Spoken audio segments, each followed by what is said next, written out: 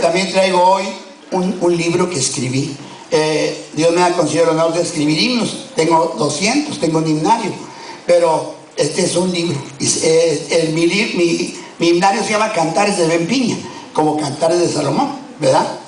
Y luego escribí otro himno de puras frases, porque yo digo muchas frases en el radio y en las predicaciones, y muchos me han pedido, ¿por qué no escribí un libro de sus frases? Y escribí uno, y le puse Proverbios de Ben Piña, Son puras frases que ustedes me han oído.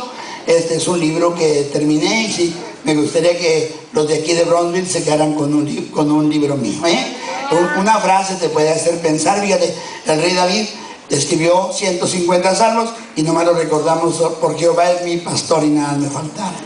Tanto que escribió San Pablo y nomás lo recordamos, para mí el vivir es Cristo y el morir es ganancia, ¿verdad? Tenemos así, y esa es una frase que te puede ayudar, se lo recomiendo. Y ya saben, por ahí cuando se acabe el culto nos preguntan, y me gustaría que usted se quedara con un libro mío. Muy bien, pues le voy a hablar la palabra del Señor, porque a eso vine, y estoy muy contento de estar una vez más aquí. Ahorita que estaba platicando el hermano pastor, que estamos bien, tenemos salud, no nos pasa nada.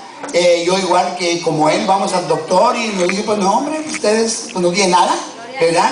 Y le damos gracias a Dios porque yo estoy ya viviendo mis 70 años, y le doy gracias a Dios porque Dios me concede esta bendición de estar sano y activo en la obra del Señor.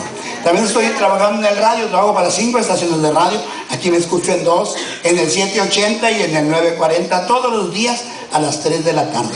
Ojalá que, aunque sea de vez en cuando, me escuchen en el 780 o en el 940, todos los días a las 3 de la tarde. Y le voy a agradecer mucho que me escuchen. Le voy a hablar la palabra del Señor.